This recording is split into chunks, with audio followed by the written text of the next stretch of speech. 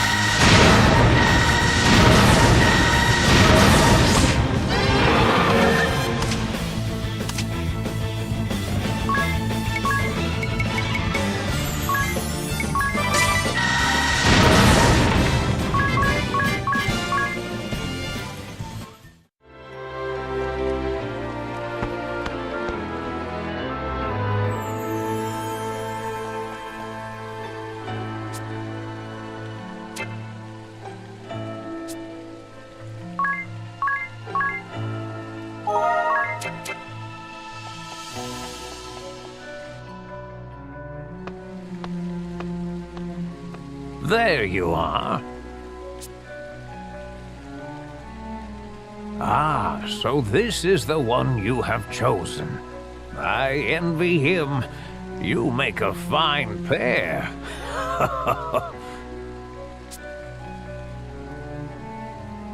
Were I 1,880 years young? You're not ready to lay down and die yet. We know. Do you? And I'm the very image of the angel you encountered 1,880 years ago. Oh, I see.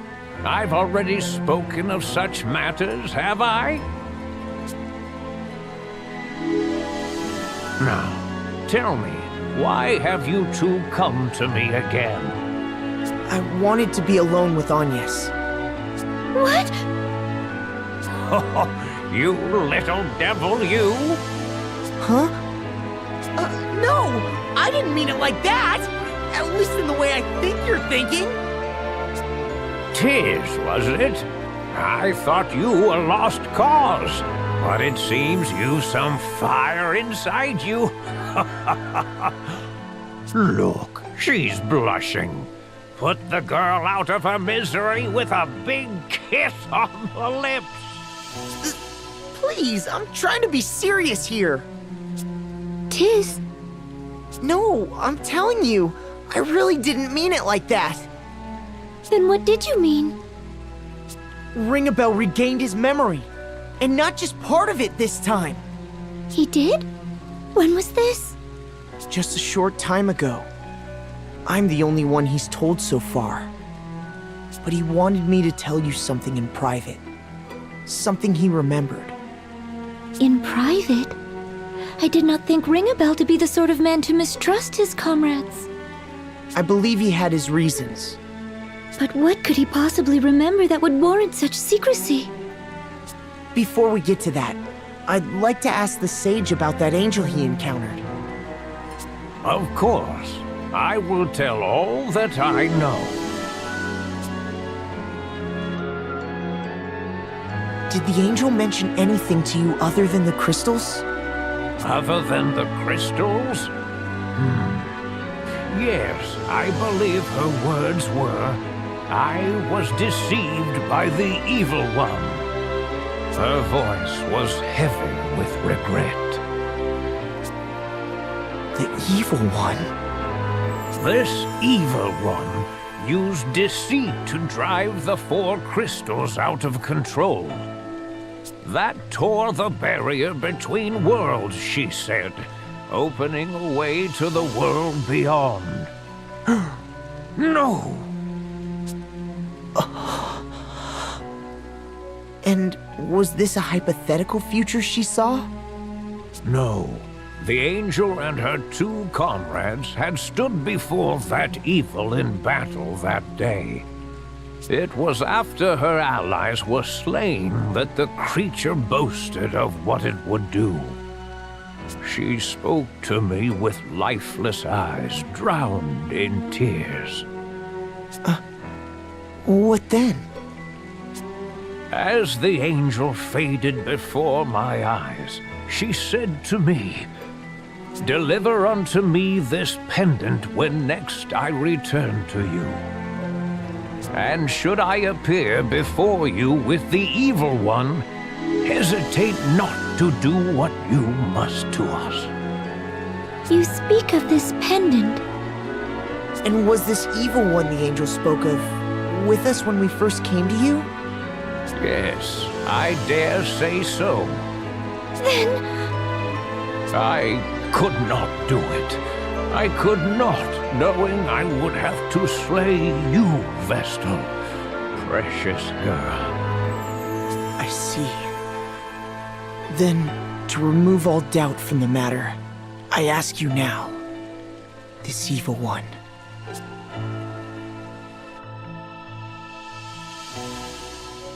Stop! I wish to hear no more! Agnes, I cannot bear to hear of matters so dreadful. If what you say is true, then Forgive me. I never wished to put you in this position. But I cannot believe Ringabel would lie to me. Not about something like this. That's why. You trust Ringabel then? I do. I trust Ringabel. Along with Idea. And you too, Agnes. I trust you all.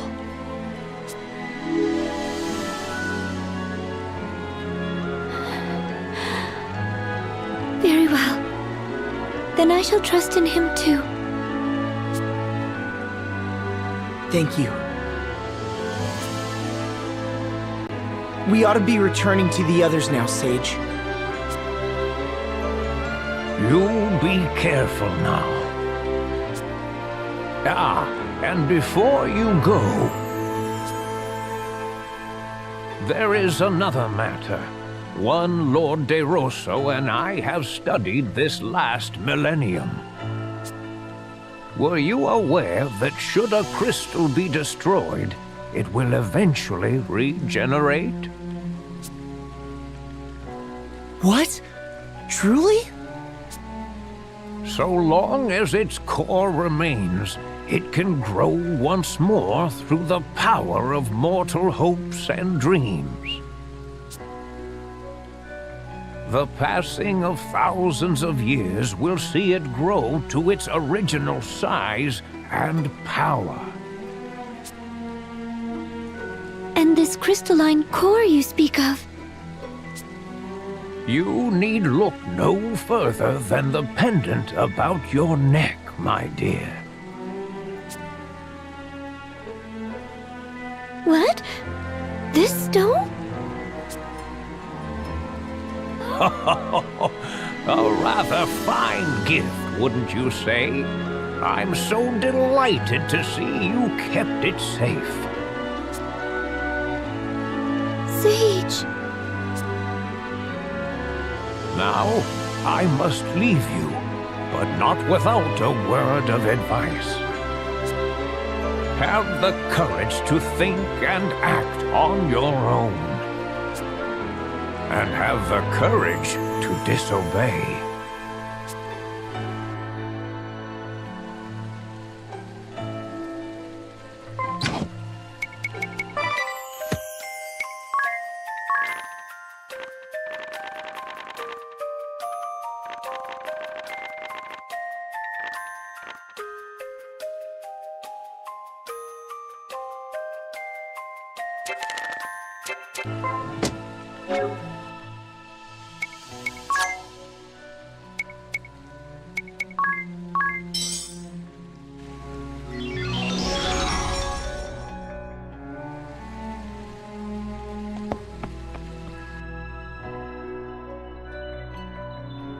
Welcome back.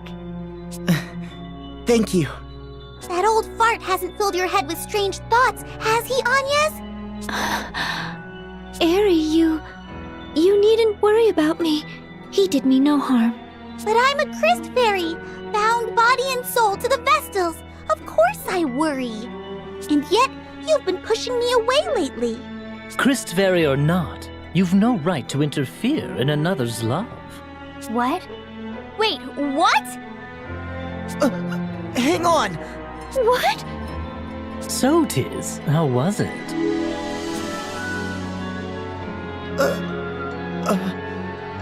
Fine. Couldn't have gone better. Couldn't have gone... What's going on between you two? Come on, Agnes, out with it!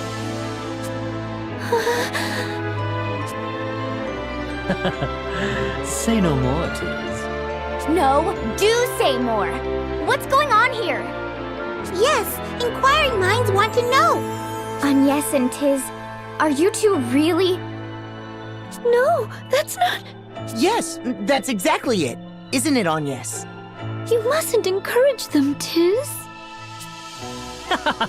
This is great. Been some time since we've had any good news.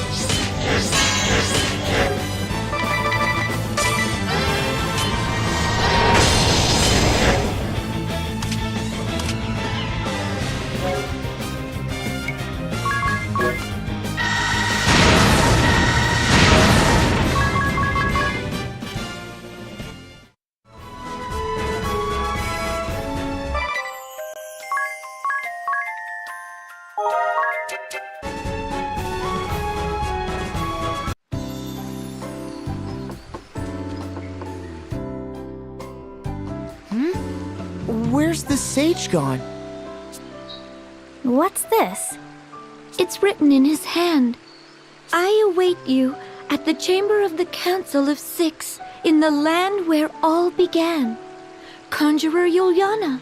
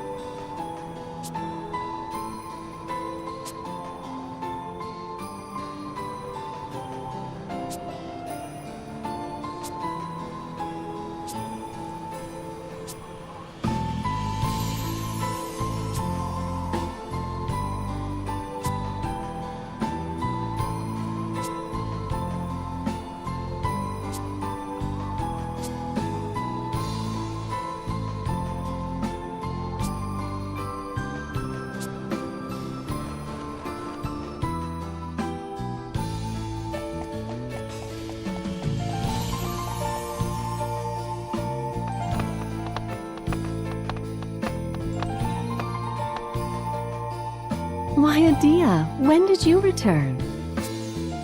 Never mind that. Are you all right? Of course I am. You mustn't trust everything you hear. And I've been feeling quite a bit better since I came here. I am Adia's mother, Mazerlina. Thank you for looking after my daughter. So, you are the Wind Vestal?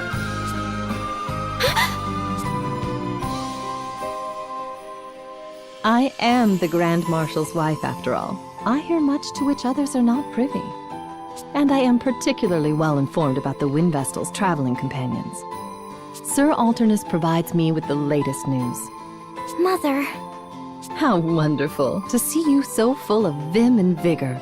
I'm sorry if I worried you, Mother. There's no need for that. There's no need to worry about me. It's time for your examination. forgive me, but this is where we must say goodbye. Please, do look after my daughter. Mother.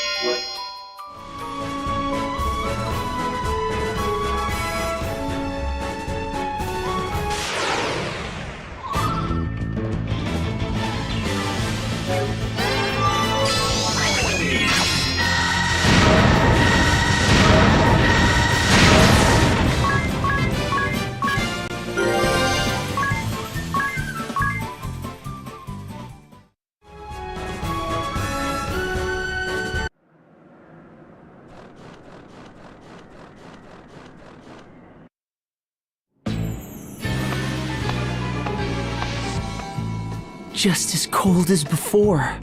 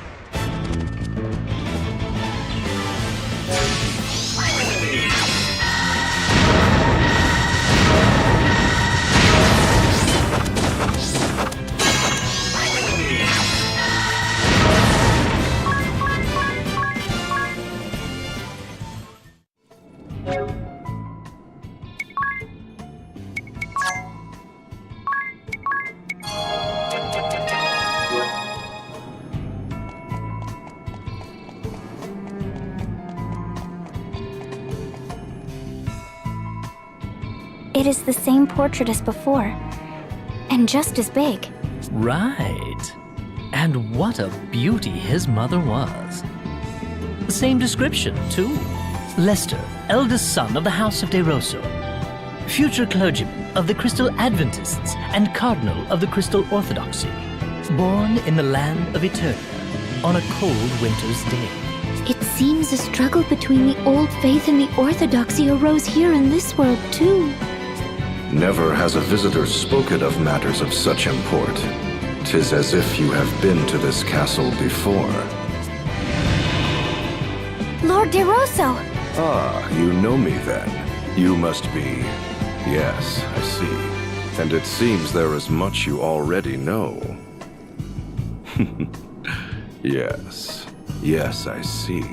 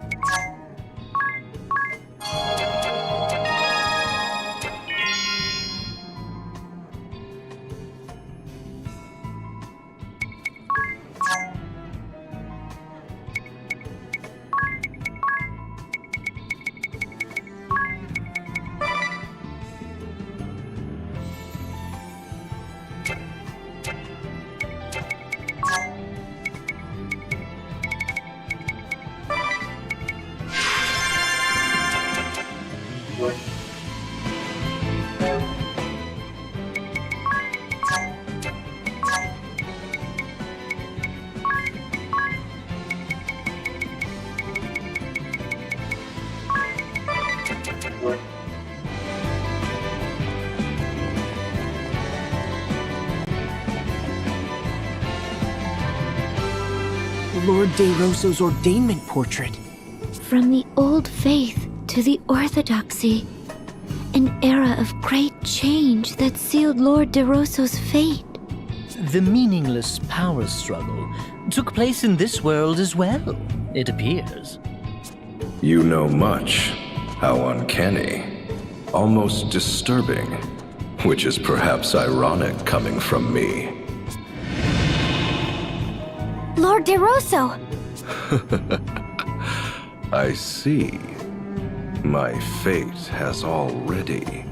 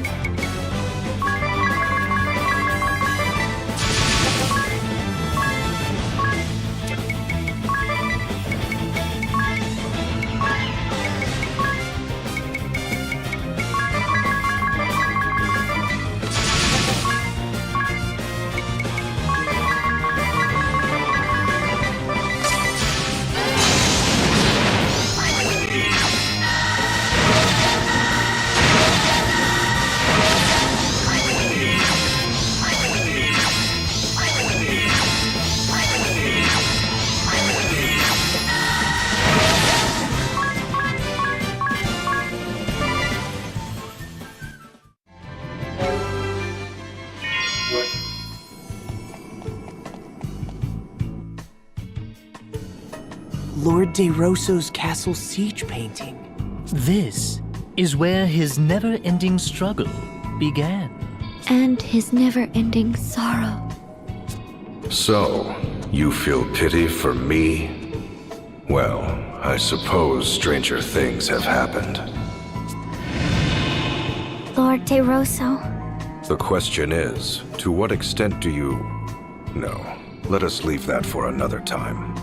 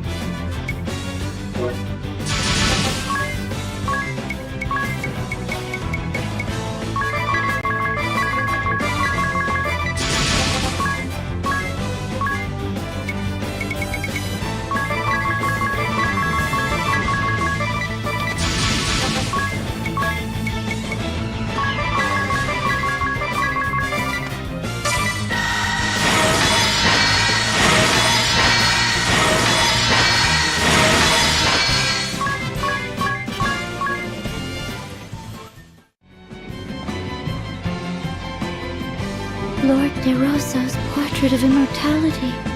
Accept me, and I shall grant life everlasting. Though it shall be filled with grief, thou shalt have all eternity to wreak vengeance upon thine enemies. Who or what was talking to him, and why? Even I know not, just as I know not how you came to know those words. Lord De Rosso. Except me. Ah, yes. Eternal grief and eternal vengeance.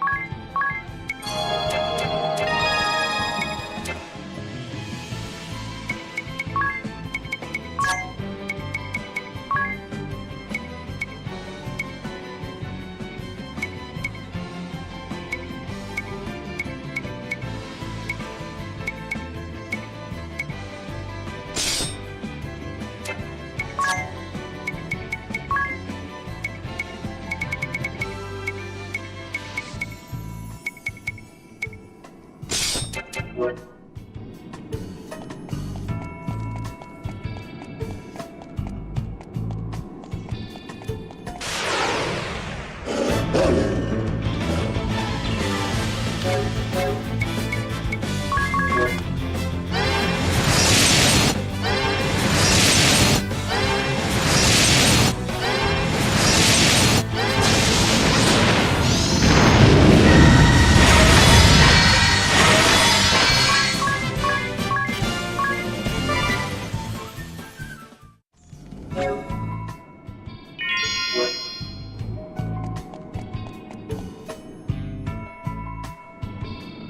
De Rosso's war landscape.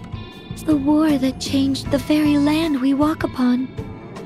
I shudder when I think of the manner in which it was waged. Care for a taste of my power? The power to fell mountains and tear the earth asunder. Lord De Rosso! Then again, you people might... Well, we would simply have to try it to find out what would happen. No?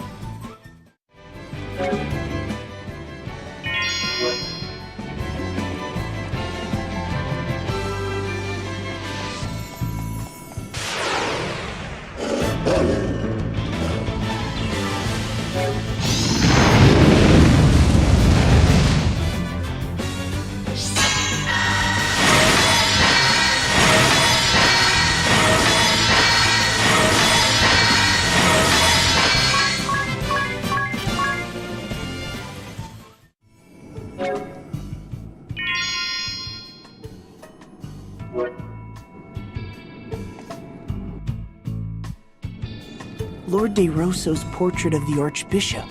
So Juliana was responsible for cutting off the Vestals and temples from the corrupt orthodoxy. But the description for this portrait only tells of the time he was hatching his plot.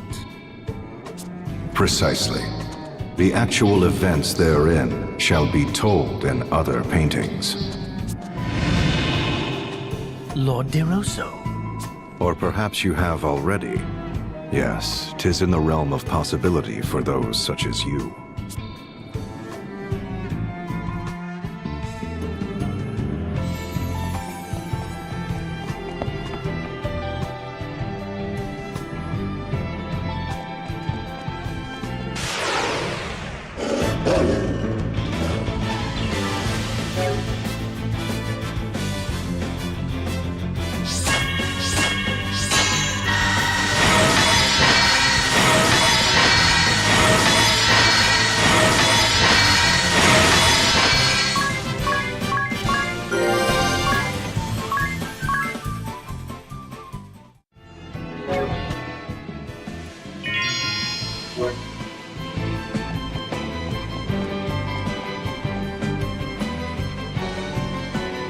Lord De Rosso's asterisk painting. There are asterisks in this world too. It seems the sage here in this world also wanted to reduce the orthodoxy's authority. I've always wondered what they were made of. They have such a warm, bewitching glow. Truth be told, he never shared the secret of their making with me either. Really? He kept the secret from you too? The next time we meet, I shall have him explain it to me.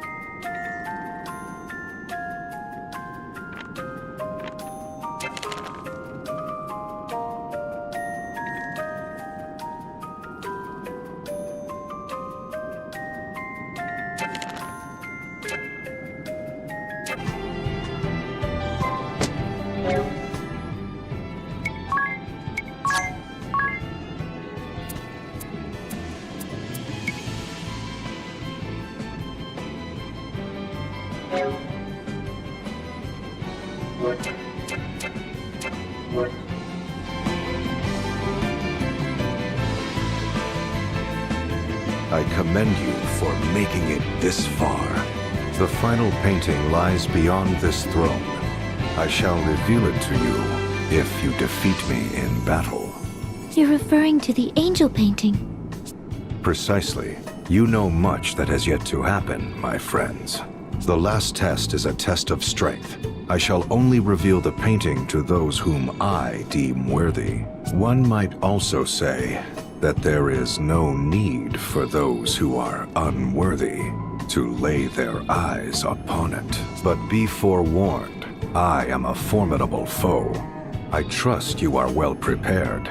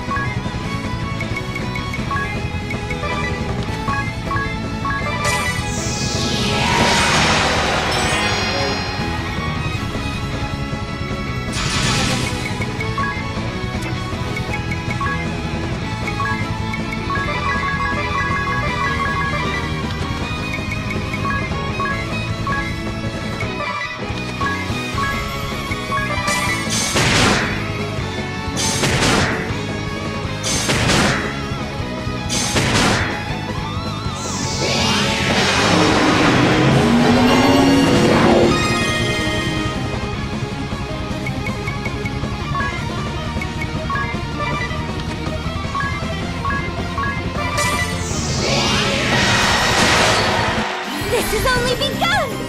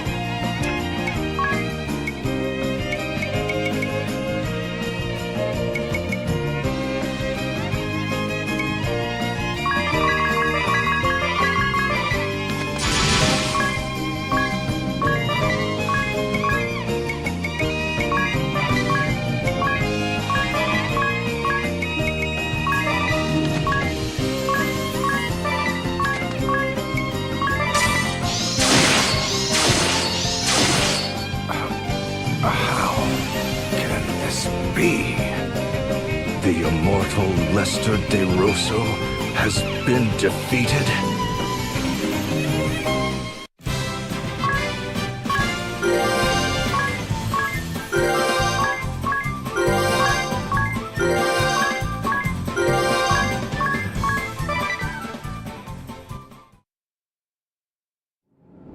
I am a man of my word. Behold the final painting.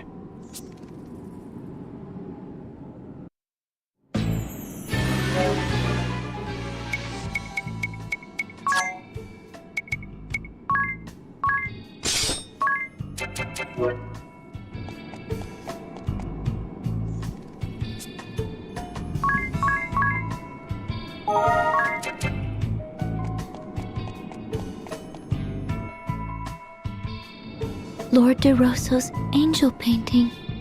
It's as he said. She looks just like Agnes. You can say that again. Yes, they could be twins. Is there really such a resemblance? Did I speak thus in the previous world? Oh, Lord De Rosso. I don't recall if you truly said that. I seem to recall he did. At least I think. Well, no matter. The truth is, there is a striking resemblance.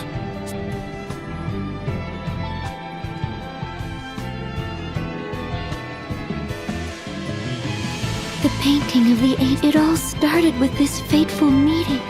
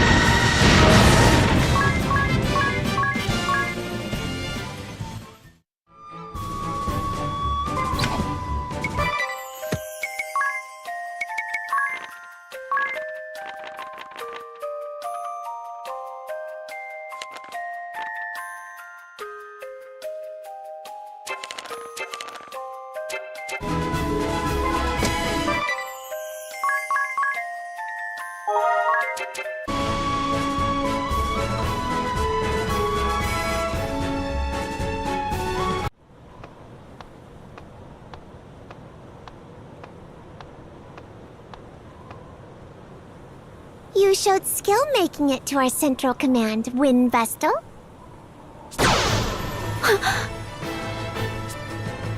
But unfortunately for you, you won't get any further if I can help it.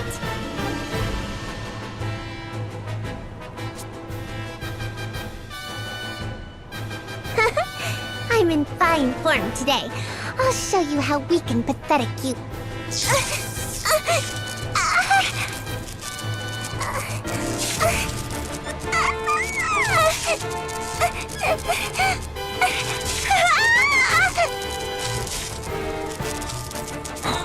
Victoria! Victor, I can't breathe. The Master has grown more unstable than I had feared. We must seek treatment at once.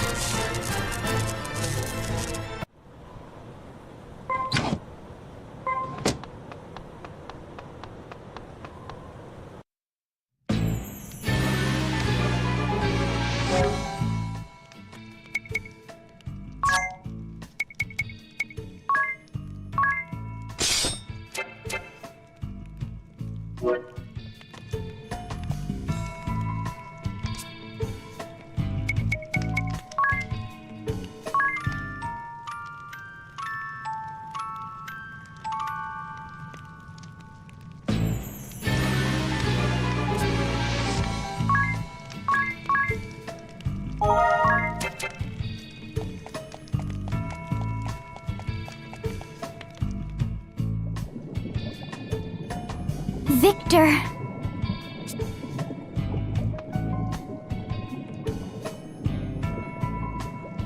Silence, if you please. She would likely perish if we were to disturb her now. It's happening again. Again? What do you mean? Oh, I was just thinking out loud. Allow me to tell you a story, if I may. Once upon a time, in a place not of this land, there was an orphan child suffering an incurable disease. Her name was Victoria. Though still a child, she was abhorred by those around her due to her affliction, as the orthodoxy cast her aside. She was taken in and raised by the orthodoxy soon after her birth. She simply waited upon her inevitable demise, all the while gasping in pain and despair. Then, a chance meeting changed her life. On death's door and abandoned, she was found by the Grand Marshal, who wandered the lands after renouncing the orthodoxy himself. She began her treatments in this land after the Lord Marshal conquered and renamed it the Duchy of Eternia. It was I who created the white magic cable. I was charged with studying the combined use of white magic and the crystals. I advocated the use of treatments by amplified white magic on her. But there was one who voiced objections. My assistant in my white magic research, Vincent S. Court, my father. He pressed endlessly for an alternate treatment, one not based on the amplification of white magic. But it was alchemical genesis he proposed. It is a forbidden art, a foul heresy, banned since the time of the Old Faith.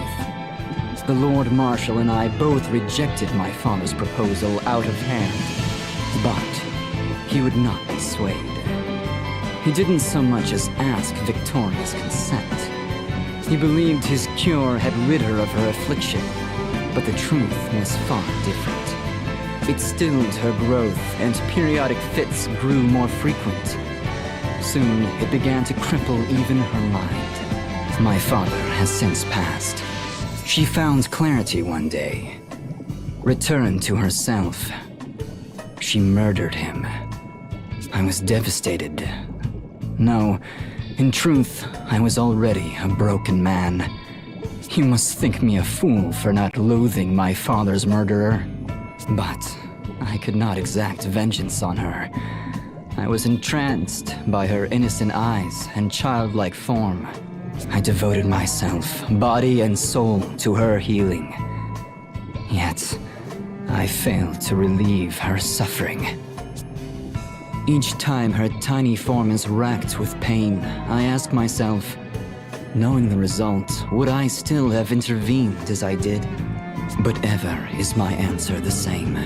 As long as I draw breath, I will see that she does too. No matter how she suffers, I'll not allow her to die. She is both my crime and my redemption. My ego, my joy. I dedicate my entirety to her, and know no greater pleasure. What nonsense. I mean, really, Victor, that was so boring and really long, too. Forgive me, Victoria. How do you fare now? Back to my old self. But I don't think I could take another one of those fits. Now, let's take care of these fools once and for all. Your wish is my command. Stop it!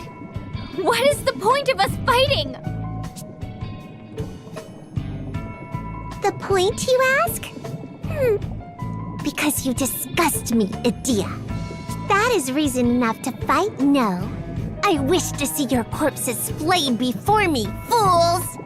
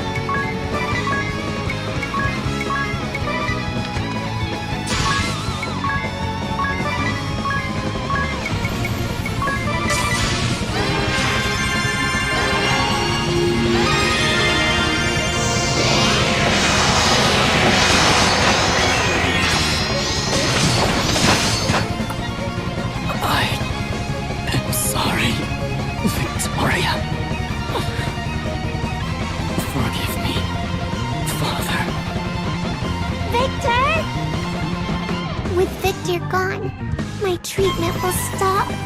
The next fit I have will be my last. So, with the short time I have left, I'd like nothing more than to crush you all!